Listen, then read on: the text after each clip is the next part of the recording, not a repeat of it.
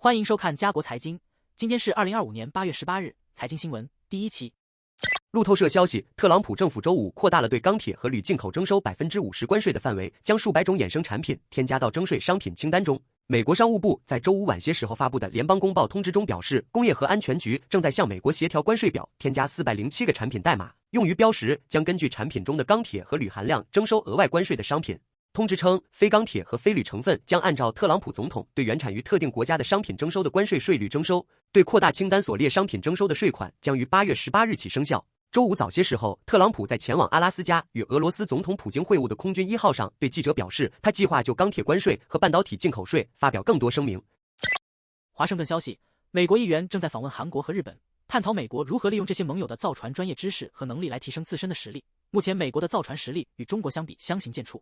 伊利诺伊州民主党参议员塔米·达克沃斯和新泽西州民主党参议员安迪·金计划于周日抵达首尔，随后前往日本。他们计划与世界第2大和第3大造船国的顶级造船商会面。两位参议员希望探讨组建合资企业的可能性，为美国海军在印度太平洋地区的非战斗舰艇建造和维修，并为美国造船厂带来投资。此次访问正值唐纳德·特朗普总统要求制定振兴美国造船厂并吸引外国合作伙伴的计划之际。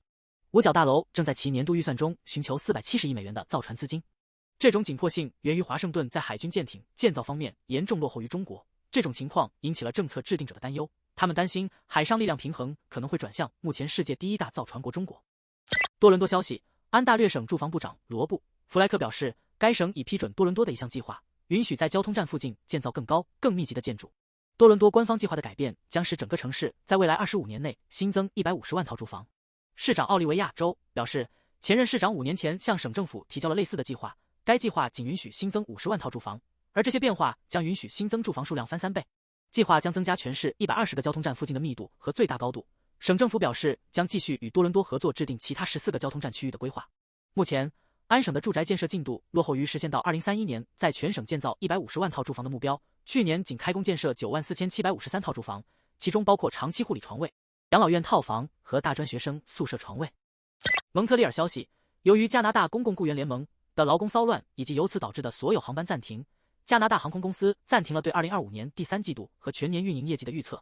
2025年8月17日，加拿大工业关系委员会指示加拿大航空公司恢复航线运营，并要求所有加拿大航空公司和加拿大航空 RUS 空乘人员于2025年8月17日美国东部时间14点之前恢复工作。随后，加拿大公共雇员联盟非法指示其空乘人员违抗，加拿大工业关系委员会得指示返回工作岗位，导致加拿大航空公司暂停恢复加拿大航空和加拿大航空 RUS 有限飞行的计划。鉴于劳工中断及其对运营的相关影响，加拿大航空公司暂停其在2025年7月28日新闻稿中提供的2025年第3季度和全年运营业绩指引。加拿大航空公司对此次劳工骚乱给其客户、利益相关者和服务社区带来的影响深感遗憾。